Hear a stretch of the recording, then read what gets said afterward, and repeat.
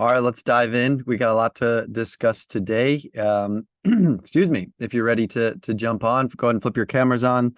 Just want to give a quick hello and good afternoon to some regulars that have been watching the replay. Want to say hi to our intern Carl. Appreciate all of the hard work that he's already racing after in our clinic. So it's good to see you, Carl, and thanks for watching these replays.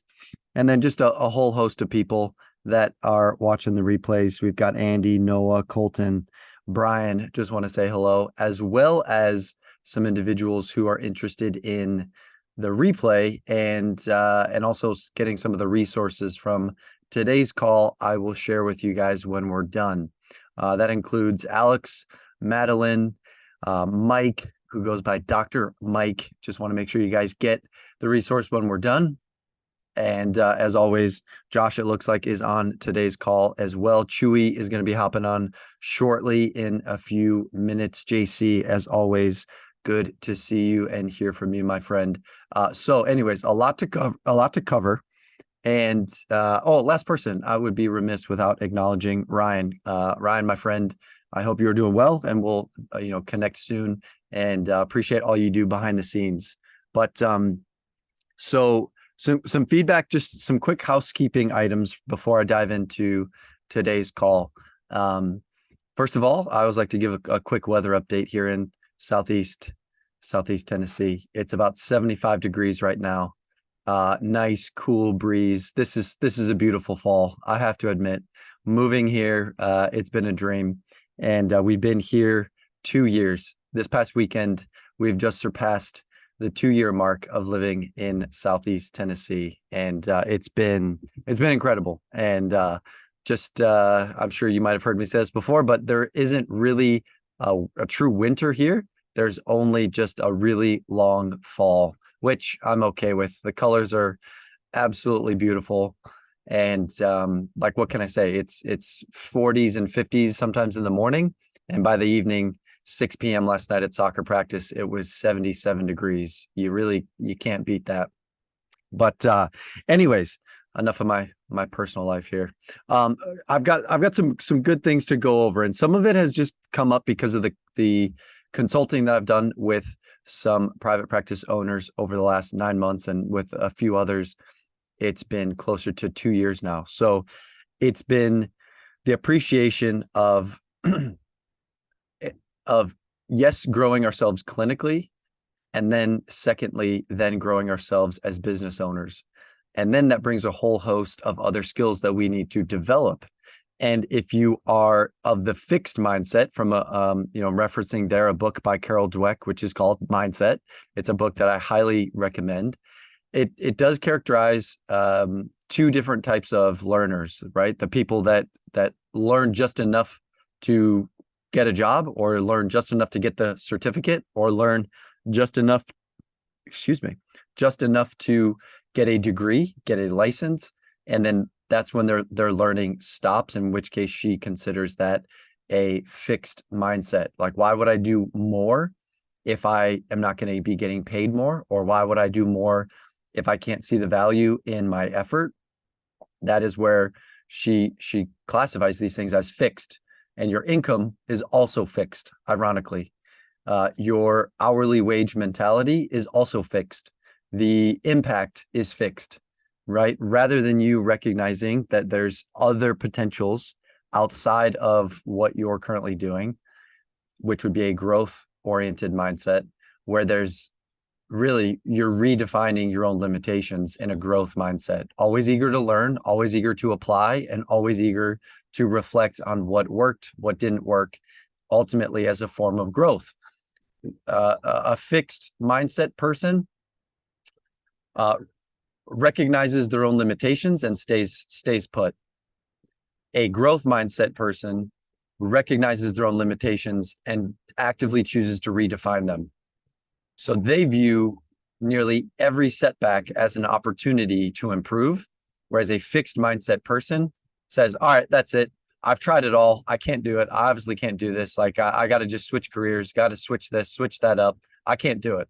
When they hit just a very tough roadblock, or they hit a very tough point in their employment, in their project, in their career, whatever it is, or even in their personal life.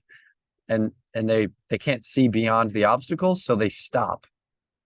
And that's a fixed mindset as opposed to that growth mindset individual. So that is relevant, and that's kind of a prerequisite for what we're going to talk about today, because today we're talking about how you manage your people. And management has never been one of my strong suits because I don't like to be managed. I never liked it when people micromanaged me. So therefore I didn't micromanage anyone. And then as the pendulum swung the other direction, I didn't manage anybody because I didn't want to be even remotely perceived as micromanaging. I view micromanaging as belittling. This is from my perspective. I view micromanaging as belittling, that you don't actually think that I can get the job done. So I'm going to actually just stand over you, and I'm going to insist on watching you cross every T and dot every I until the project is completed. Depending on the tone and the intentionality of the manager, it can be incredibly condescending. However, what I've also grown to appreciate about different types of management is that some people actually need a micromanager in the beginning.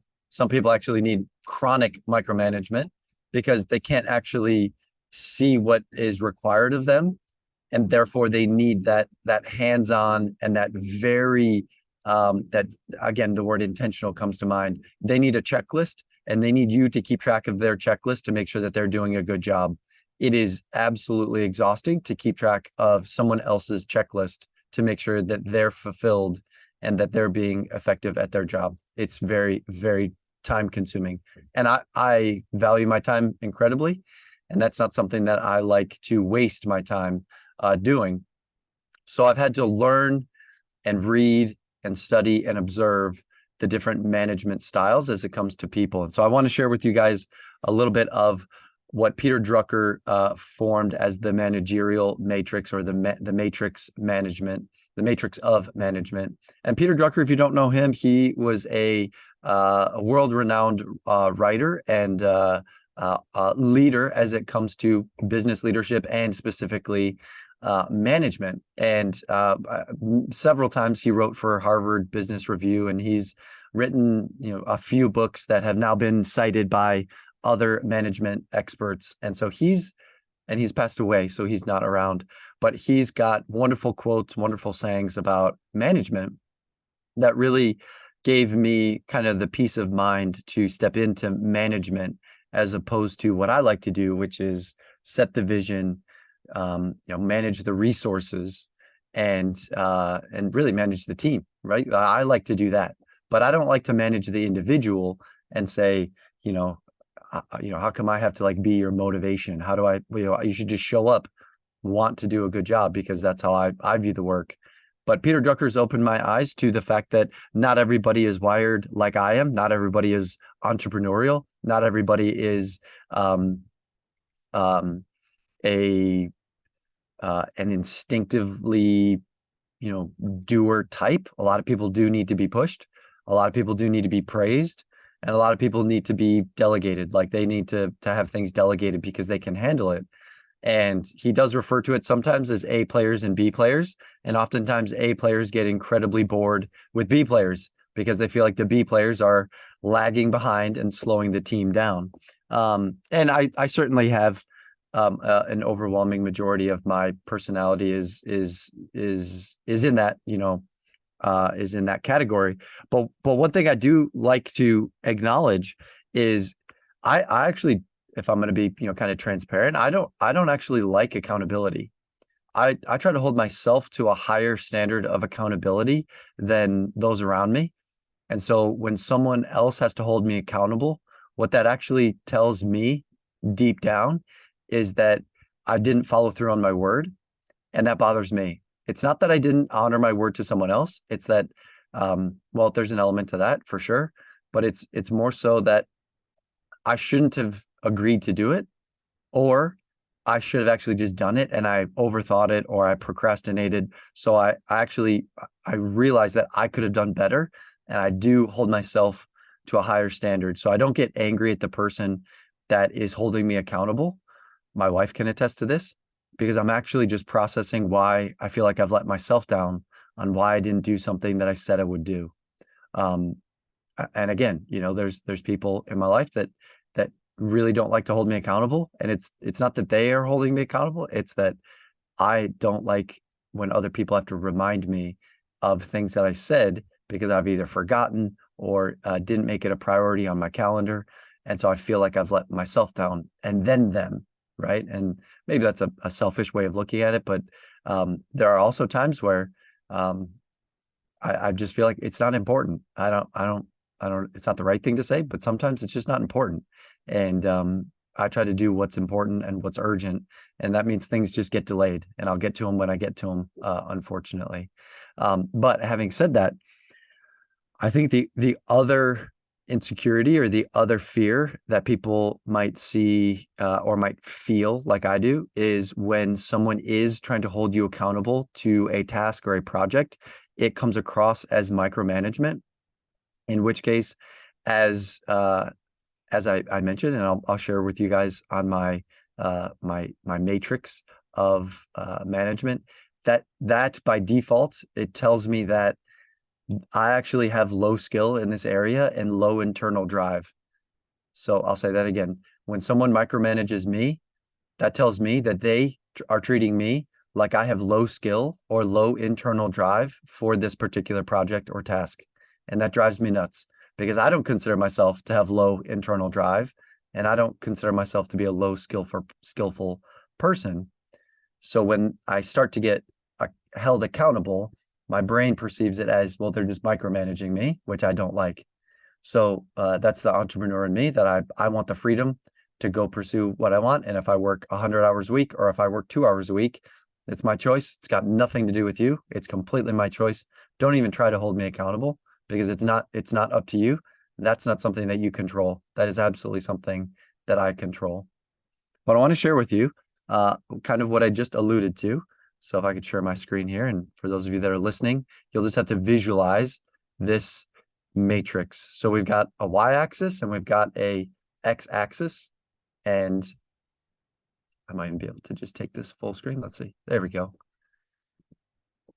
So on one of the axes here, we have an internal drive. So as individuals go from areas of low internal drive, right, all the way to areas of high internal drive, you'll see that from left to right on the increasing drive scale, internal drive, these are the people that you don't actually have to tell them what to do, or you don't have to motivate them to do their job. They show up with a very good motivation, self-motivation to be disciplined and to get the job done.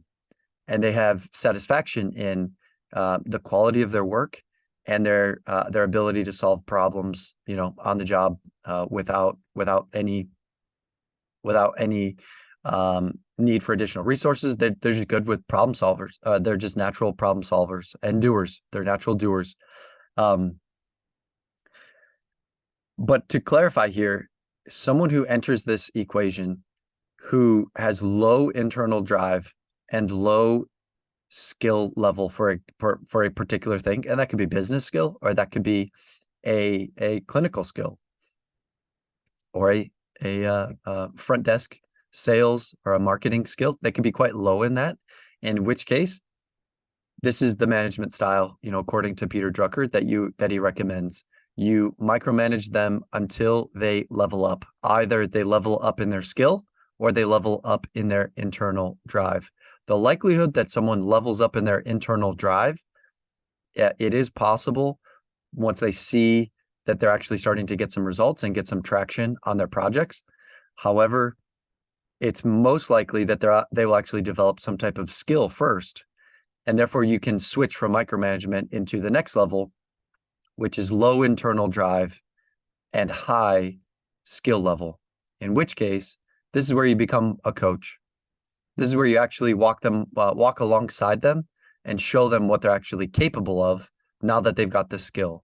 It's kind of like I view a coach as someone on the sidelines. They don't actually do the thing, but they are walking alongside the players on the field, as the players are in the game, in the contest. And even as a coach myself, I don't win a game. Players win the game. I'll say that again. Coaches don't win the game. They form the strategy. Players win the game. Players win games. So if someone on your team has a low level of internal drive, but they're around highly skilled, highly competent, and other players that on the team that have high internal drive, by nature, they will develop more skill, hopefully. By nature, just being around you, your people, you will grow them to be more skillful people, in which case you can then coach them once they've leveled up. All right. On the other side, if someone naturally has a desire to do a good job, they show up on time, they're enthusiastic, they are motivated to do well, they're very disciplined, they just don't have a clue what they're doing. This is where you support. This is where you step in and you go, all right, look, see here what you wrote here. Let's change up this wording. I don't like that placement. I don't like that font. Good effort here. Close. You're very close. Just tweak this up a little bit, and that looks really good. Get ready to submit that because that looks really good. And then once the task is done, this is where you actually step in and go, hey, how's everything going? How are you doing? How's everything going? You check in on the personal side where you're challenging them directly over the task at hand because they have that desire to do well. But at the same time, then you check in with them personally. Hey, how's everything at home? How's the dog? How are the kids? You're checking on that fulfillment side because ultimately, if they have that high drive, you want to connect with them on a personal level so that there's trust between the two of you. And also, if they have that high internal drive and they level up to a person with from low to high skill, then if they go from low to high skill and they already have high internal drive, this is the sweet spot. This is where your A players are coming from. And this is where you want your maybe B plus or A minus players. This is where you want them to graduate into, which is the delegate quadrant here, or the delegation part of the quadrant. This is a quadrant that is where all of your A players, if I could circle it, star it, underline it, this is where all your A players are going to be, or this is where your B players are going to try to aspire to become if possible. And this is honestly where you could get a lot of alchemy done within your business, where you're making things move without touching them because you're able to delegate. You're able to delegate. And Michael Hyatt's got a really good kind of breakdown of all of the different levels of delegation. Let me just get them queued up here for a second. But as I'm getting these queued up, one of the interesting things is it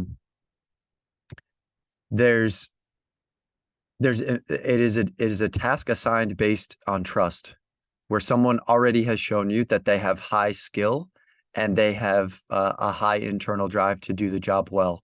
What's interesting though is delegation is for A players, and A players get incredibly bored with B players. I'll say that again. A players get incredibly bored with B players. They are like ships setting sail in the night and without a destination. They're incongruent with one another. So if you have too big of a gap between your A players and your B players, it will actually cause a bit of a rift because the A players will not understand why the B players are doing as little as possible. I'll say that again. The A players will not understand why the B players are doing as little as possible because a B player clocks in and clocks out. A B player looks at how many hours they work as equal to their determination of value to the business. An A player looks at what they're bringing in for the business and how they can impact the business. It's not based on hours. It's not based on how many patients they see. It's not. Because if I could put an associate in your office that sees 50 or 100 patients a week, right? And all they do is clock in and clock out, the impact on that would be financial.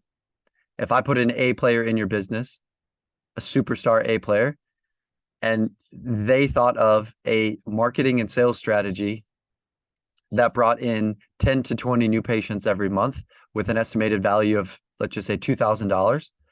Now they're bringing in business, and they'll figure out who they can hire within my business to fulfill on it, while they go out and they go market and they talk about sales and they program, not program, but they build more relationships in the community. They're thinking 3-5 years down the road, whereas an hourly wage employee is typically thinking what they're going to get on their next paycheck. So paycheck to paycheck versus impact in the community. That's what I look for. That's what I look for sure. Justin, good to see you. Just be mindful of your microphone. Good to see you. Thanks for joining us today. We're going over the matrix, the management of matrix, or the matrix of management. I always get these mixed up. Where we're looking for people with high skill or high internal drive. And these are the different types of management styles that you have to address, or the hat that you have to put on when you have a personality type within your practice that requires each individual attention to detail, which would be, again, you'd have to coach, you delegate, you support, or you micromanage. I'll tell you the one that I like doing the least, because that means I've hired someone with low skill and low internal drive, is micromanage. Again, I think I've said it 3 or 4 times now. I do not like to micromanage people, because I feel that means I've hired a a low skill level and a low internal drive employee. So if I can, I immediately try to identify where these recruits, before I ever offer them a job, when I'm hiring and I'm recruiting people, I try to find out where they're at on this quadrant. Now, I'm going to play a little devil's advocate too, because I'm a small business owner where I have anywhere from 3 to 5 employees. For both businesses, there's 3 to 5 employees. Okay. If I were to be any bigger, like 50 to 100 employees, chances are I would need some B players. I would need some worker bees. Think about Starbucks, Apple, even Google, right? A lot of these big corporations, multi-billion-dollar industries, they also hire B players. They also hire minimum wage, hourly rate employees, knowing that there's going to be churn, knowing that if they hired 1,000 across the country in October here, 800 of them might quit by November. And so their model is they've got to keep the B players, which they can pay less per hour, to just serve coffee, to just go to the back of the store, get the iPod that someone wants to buy and bring it to the front. You know, those hourly rate employees, the bigger the company gets, the more you do need of those. But that's not me. And that might not be you, where I don't want to employ B players that are going to feel like a drain on A players. Now, unless your business model is set up in a way that B players have a specific role or niche, maybe there is. In my business, the only time I've ever hired B players has been to fulfill a specific role. And I am very clear about what I expect, and I'm very clear about how I measure success in their role. And it's got more to do with hours and what results come from those hours, more so than an A player. I rarely talk to A players about hours worked, because they don't care. They actually care about outcomes and results. And they actually even care about getting, compensated for those results, which that's what I look for. If I were to step into your business, I would almost want to step into your business as an investor and say, if I dedicate 10 hours a week to your business, I wouldn't want to take an hourly rate for that. I would want to take a % of the growth that I help participate in as like a true investor. How can I step in, get some sweat equity in your business, and then get a percentage of the dividends, or not dividends, but a percentage of the profits that I helped create? I would absolutely do that. But what I won't do is I won't step into your business and start treat patients. Because that's in essence, that's the same thing as an hourly wage employee. I don't see my value in the amount of patients that I see. I see my value in the outcomes and the results I get for small business owners, especially chiropractors. I hope that makes sense. I hope that makes a lot of sense.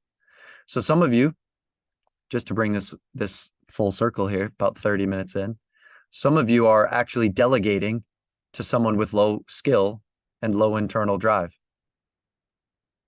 If you're delegating to someone with low skill level, you're going to get a very poor quality end product. And because they're low internal drive, they're going to question every step of the way, and it's going to take forever. And here are some questions that will help clarify if you've got someone with high internal drive or if you have someone with low internal drive. The example would be you gave a task or a project to someone and you said, I'd like to see your first draft of this project in 7 days on my desk. 7 days rolls around, you come back up and say, hey, how are we going on this? I want to see the first draft today. Where are we at with this? Well, and then here's what the employee would say. Well, I had some questions about the first draft. Okay, what are your questions? Well, first of all, is it done? Nope, it's not done.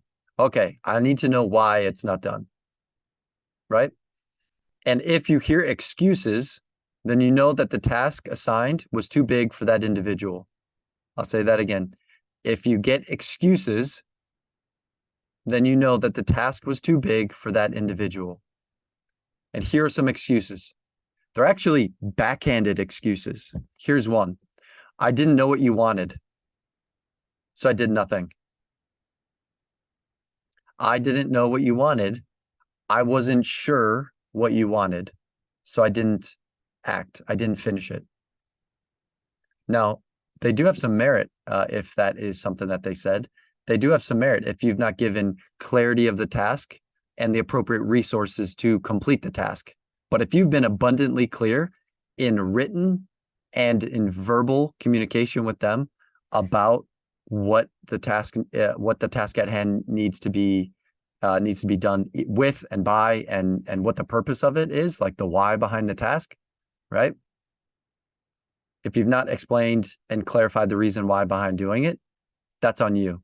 If you've not given the appropriate resources for them to be successful in the role, that's also on you. So you can explain it, but if you tie their hands behind their back because you aren't giving them the resources, then that's also on you, and that's poor leadership. But if you have been explicitly clear on what the point is for, or what the process looks like, and you've provided more than adequate resources for them to be successful, they just didn't do it because of fear or insufficiency or insecurity or worry, whatever reasons, people turn obstacles into, a cease of progress on the task. I need to know why, right? I need to know why this wasn't done. And whatever they say back, it usually comes in the form of an excuse. And if you hear too many excuses and not enough facts, then you know that the task was too big for the person. And those are some examples of facts, right? I'm sorry, of excuses. Here are some examples of facts, right?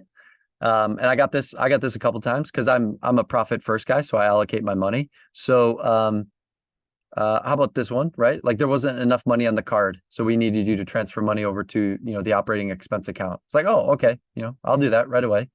So they completed it, and when they went to go remit payment for it, it didn't work because I didn't have enough money on that debit card. Okay, cool. We can reconcile that. We can rectify that. I'll transfer some money over. We'll get it taken care of. Not a problem. That's a fact, right? That is a fact. I didn't have enough money allocated for this project. It cost a little more, or whatever. Not, I wasn't sure what you wanted, so therefore I stopped halfway through because I needed your eyes to see if this font looked good. No, you didn't. I wanted the draft. Just give me the draft.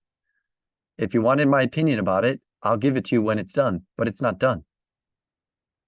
So I hope that helps. I'm going to look up the 5 levels of delegation. Maybe we'll do that. We'll do that on next week's call as we kind of, speak into this concept of management. But that's all I've got in regards to our Peter Drucker matrix of management. I'll share this with you guys too. You know what? I actually tried to do a fancy schmancy visual of this, and then I thought, well, what the heck? I'll just draw it because this is what's going on in my head. And so I thought I'd just draw it this way. So let's pause there and let's flip over to some Q&A. Josh, Justin, you guys are on the call here. Do either of you have any questions, any comments based on what we were talking about just now, or not? There could be maybe something else that's on your mind that you wanted to talk about. And if not, I can always go to Instagram because I always get questions on Instagram.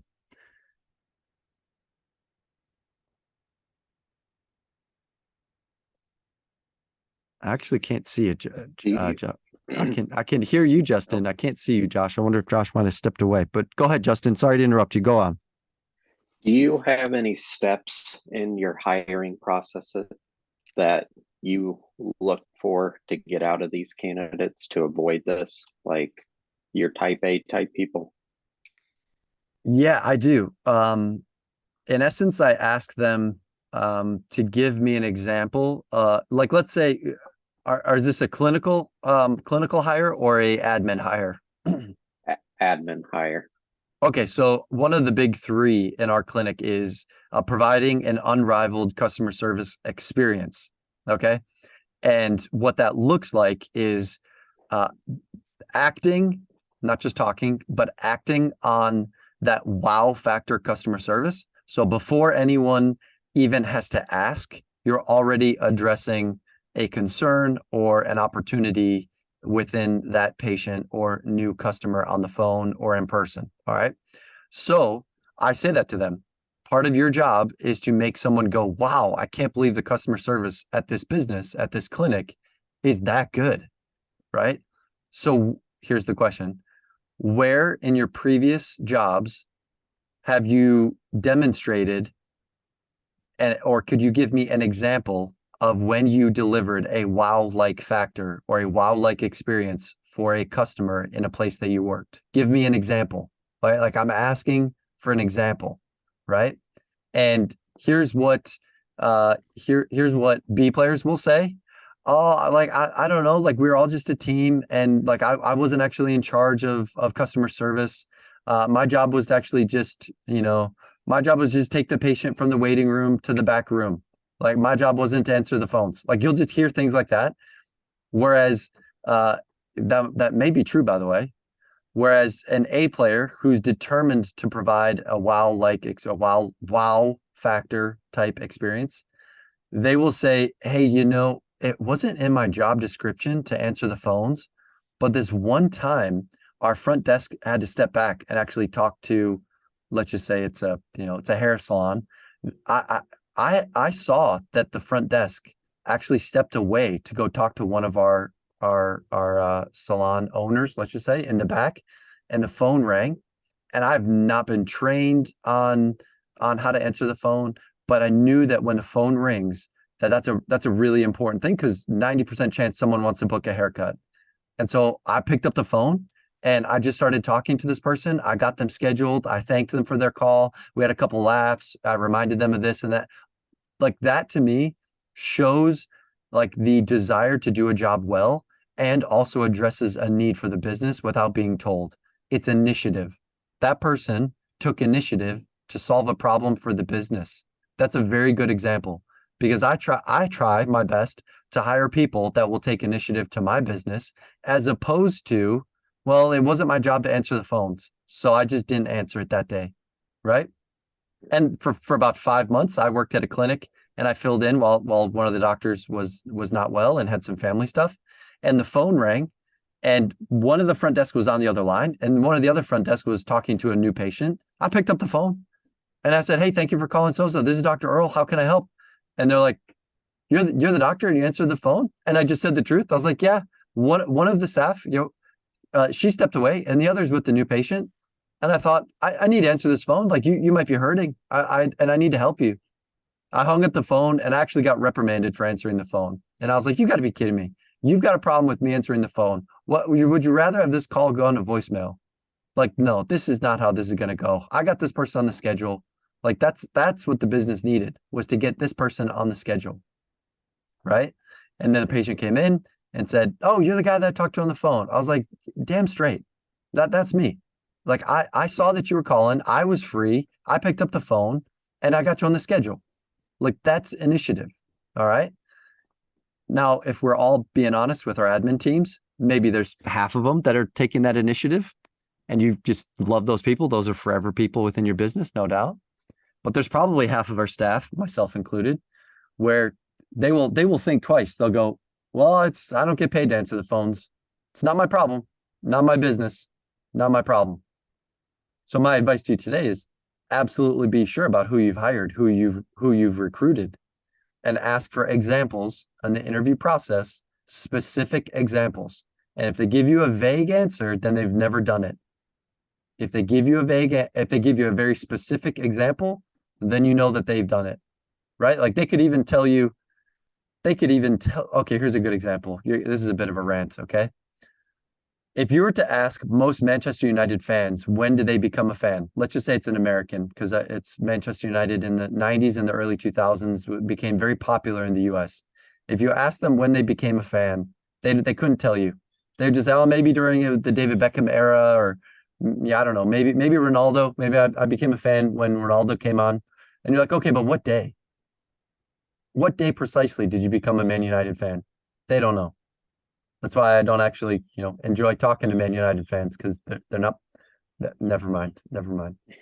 But my point with this is, a lot of times people ask me why I like Liverpool, and I start off by saying this. Well, it was May 25th, 2005.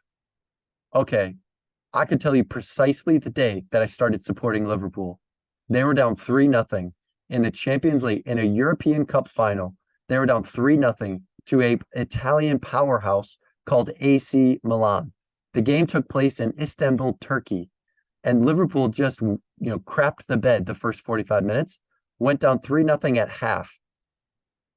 And thanks to their, captain and leader, Steven Gerrard, they came back and tied up the game 3-3, and then won it in penalty kicks after playing 120 minutes of soccer. And at the end of that game, I thought that team just overcame crazy adversity, played against one of the top teams in Europe, took them all the way to the brink, and then won in a penalty shootout. And you could see what it meant to them and the city as soon as they won. And I thought, this is the team I'm going to support. This is kind of how I identify with a club. Overcoming adversity, playing for all the right reasons, like willing to give up their life and limb on the field. This is my team. This is my club. Now, that's a very precise example, right? And I love sharing that because it is true. On May 25th, 2005, I became a Liverpool fan, and I've only ever supported them ever since. And so when you ask for precise examples, someone who has done it will give you precise examples. If you get vague, generalizations, right, then you can pretty much chalk them up as not ever done it. Is that helpful, Justin? Yeah, that was great. Now that's an admin side, okay? On the clinical side, just in case some of you are wondering, on the clinical side, I would still ask for examples, but it would be the things that matter to me in my business is initiative from the doctors. So because we practice functional rehab, and there might be, an hour and a half, or sometimes 2 hours where we're wide open, we're not fully booked, I will ask, could you give me an example of what you have shown in your previous employment on when the schedule is thin that day? What do you get done during those times? Right? And here's what a B player will say. I'll get caught up on my notes. I'll prep for the patients that are coming in this afternoon or this evening. I'll respond to emails. I'll post on social media. Right? But in essence, what are they really doing? Not much. None of the above. How long does it take? Let's break this down. How long does it take to post on your story on Instagram? Like if you're just going to take a picture in all of 3 minutes. Okay, so you could do that in 3 minutes, 3 to 5 minutes. How long does it take to write your notes? That might take a little bit of time. How long does it take to prep for the afternoon or evening patients? 10, 15 minutes? How long does it take to talk to the front desk about, patient bills, statements, What does everyone need from you? Are there any exercises that you need to send to a patient? Any patient follow-up? Any attorney follow-up from, any PI or auto cases? Any insurance follow-up? Any radiology reports we got to submit? Any labs we got to submit? That takes probably 15 minutes to discuss, and probably another 30 minutes to actually get done. So all in all, that's 1 hour. Okay, if you have a 2-hour window where there's no patients on the schedule, what are you doing for the other hour?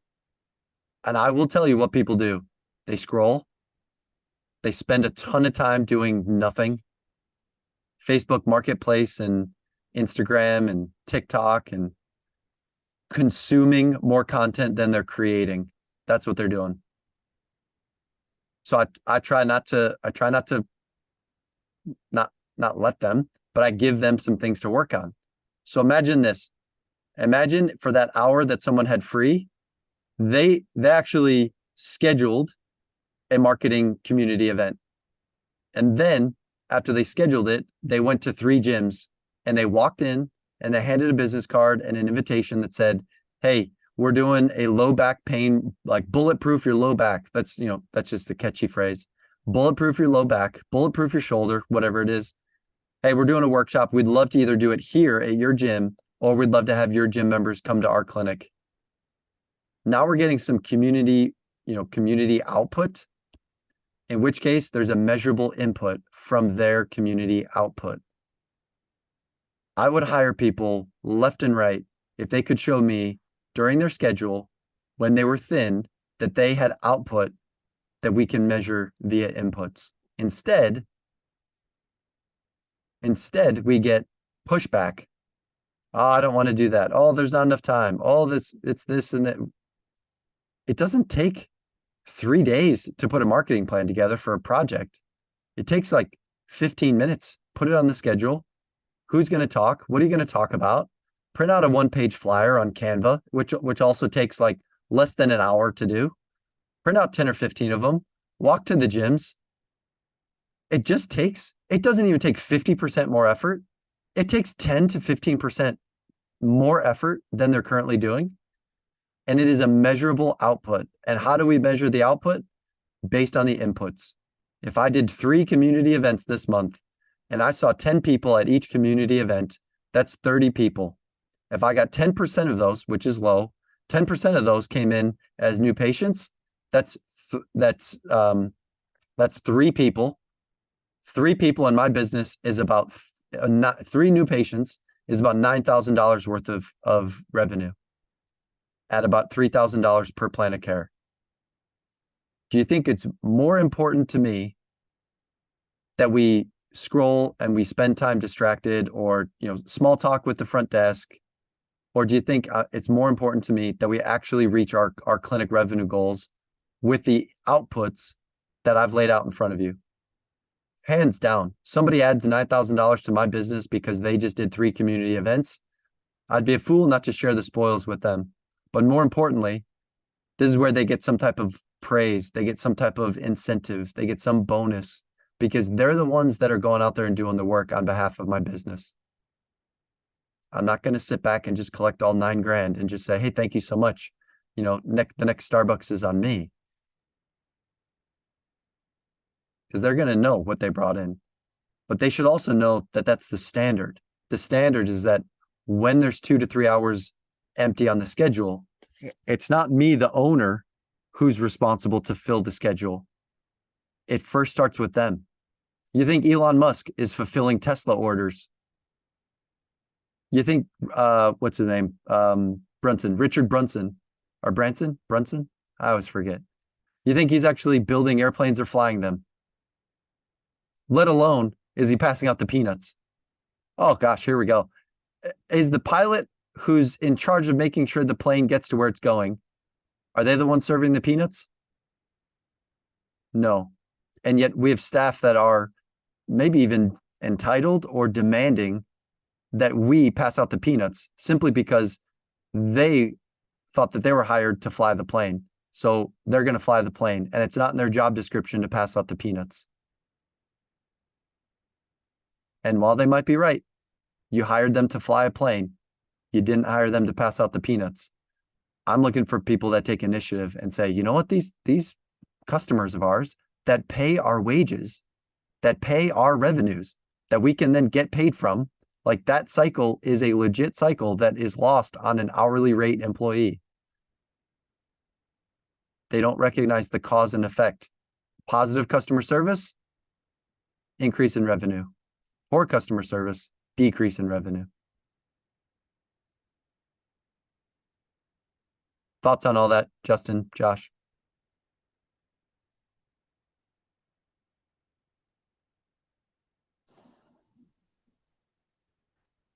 I think it's, like to help your employee like visualize that, like this is not just your job. This is, we're a team. This affects the practice and revenue. We're not just helping people here, but I think it's a good way to help them understand like why you do it. So, but really, I like the chart with, how do you gauge your employees when you're looking for, because turnover is something that I've experienced, and it's like, I get somebody in who's good, and then, what I got from their interview doesn't really come through in their performance. And then I'm starting to micromanage them. And it's like, okay, well, this isn't really what I thought it was. So it's like, to have a more effective way to like screen people and look into that. I think this will help with that. Yeah, my coach, his name is Paul, and he's not ruthless, but he's really opened my eyes to a lot of this stuff. So he in one of his books, actually, where he talks about hiring, he's got a hiring book, but learned a ton from that. And that's actually from his book is where I got the idea of actually marketing the job openings in my clinic directly to the clinics around me. Like the audacity that I could just send a letter to somebody else's business and say, hey, are you having fun over there at that clinic? Like, why don't you come check out my place? Like the moose nuts, sorry if I can say that it takes to send someone else's business is like, but that's how I think. And but anyways, he talks about in his book how the interview questions, they're specifically to elicit exactly what you just described, Josh, which is how to extract the performance that someone has had in their past job. That's how they're going to implement. That's how they're going to behave and act in your business. So they might say one thing in the interview, and then when they show up, they're going right back into how they act and behave as an employee. And he refers to it as twin A shows up for the interview and twin B shows up for work. And you sit them down and you go, hey, I thought that you were motivated. I thought that you had, initiative. I'm not seeing any initiative. It's like, when will twin A show up for work? I hired twin A, but twin B's been the one that's here. And it's like, if you keep showing up as twin B, then this isn't going to work for you, right? This is not fair to you. This is not fair to me. So hopefully the recruitment questions, the homework, I actually give all recruits, I give them a homework assignment. And if they show up to the interview, and this is probably maybe a longer conversation, but I have had a free Indeed ad out there for several years. And I just keep 2 or 3 times a year, I just keep reactivating it for, I don't know what, if it's 30, 60 or 90 days, I just keep it up. And I have seen some resumes that have come across where I thought, oh wow, this person's DNS trained and this guy's dry needling, and oh wow, this looks like he looks the part or she looks the part. I'm gonna schedule an interview with them. And I used to think, well, if I blocked off an hour to do this interview, I have to stay the whole hour. Like that's just the respectful thing to do. And within 5 minutes recently, I got on a call with someone, and I was like, all right, I've got everything I need to know. Like, what questions do you have? And they're like, none, I don't have any questions. So like, okay, great. I'm going to send you an email within 24 hours. Like, have a great rest of your day. And hung up the Zoom call, like within 6 minutes of the interview starting. But I was like, I've seen enough. I've heard enough. Like, this is not the person that's a good fit for my business. And I do always, end the call nicely, but why go through all of my 10 or 15 questions to ask if it's like you're and you know what, the reason that I thought that call should have ended maybe even 30 seconds in, and 6 minutes was probably too long, was I just asked people, hey, what about my job ad? What about my job ad like attracted you to apply or motivated you to apply? And his response was, oh, I actually didn't read it. Like, I just pressed the button on Indeed. I just pressed apply. And I thought, okay, you know nothing about me. This is like a patient trying to book an appointment with you. Why would you just let someone off the street book appointment with you and just let them walk into your business when they don't know anything about you?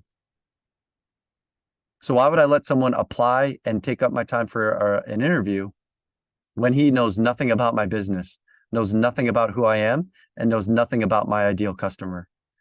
So if your answer was, I don't know, or I don't even know, I just pushed a button. It was in my area and it was okay. Like, I have to market better to you then. I shouldn't have awarded a interview until he had a better understanding of what it was he was applying for, which I don't blame him. It's not his fault. Well, part of it is his fault. He's just pushing buttons. The other part of it is mine for taking the interview when I should have asked some clarifying questions, even via email would have been good. So anyways, I hope that was helpful. All right. Justin, Josh, any closing comments, questions, concerns?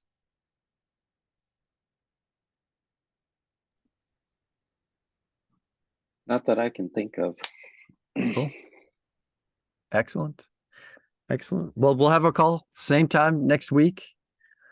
Wednesday, hump day. We'll get through probably some more management stuff. We'll go through, if you'd like, we can do some more of the delegation. We can talk about how I delegate tasks within my business. If not, if you want to jump into something clinical, we can do that too. Next week, next Wednesday, it will be November, believe it or not. It will be November. Hopefully you guys have a very safe and fun Halloween, which is Tuesday night.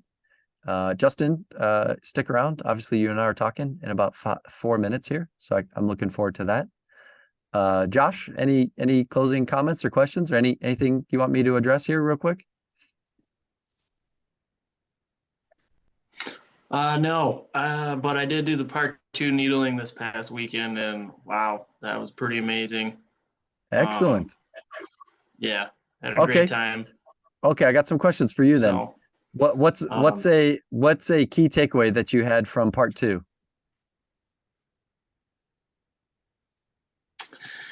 One of the key takeaways was, we learned more about not just like the extremities, but more of like the neuromuscular points and a lot about different nerve entrapment conditions, which there's a couple of people in my practice which I need to run a couple of things by, but just like very rich content, and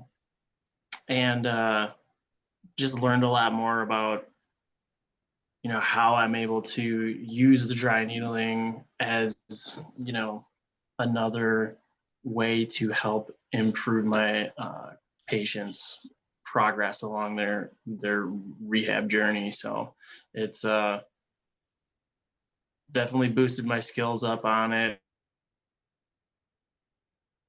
Had a lot of fun. Meet up with them.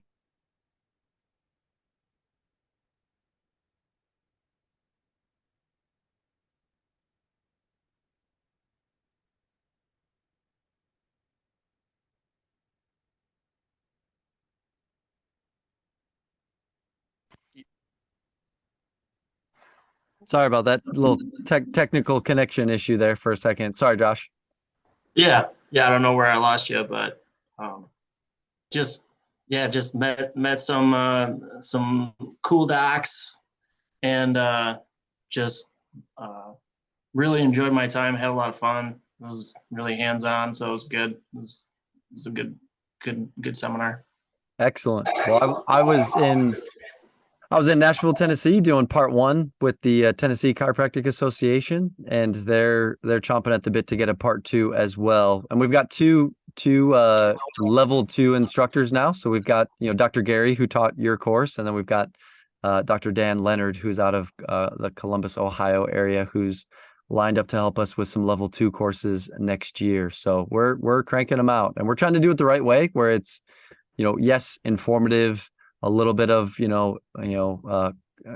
complete evaluation of even the pathophysiology of a trigger point and all of that stuff, as you can recall from my first course. So it's we're trying to raise the profession one seminar at a time. So I appreciate the input. I'll let Dr. Gary know that you had a wonderful time. He's a riot, isn't he? He is. Yeah. He's a trip, man, but we like him. He's good people, and sharp as a tack. I mean, I want to be like him when I grow up, for sure. So Right. I appreciate it. I'm going to hop off here. I've got a very important VIP client that I'm on the call with. We're already a little late, so I got to flip over and connect with this guy, Justin. I'll talk to you next week, everyone. Thank you so much. And Justin, I'll see you on the other side here. Okay. Okay. All right. Bye.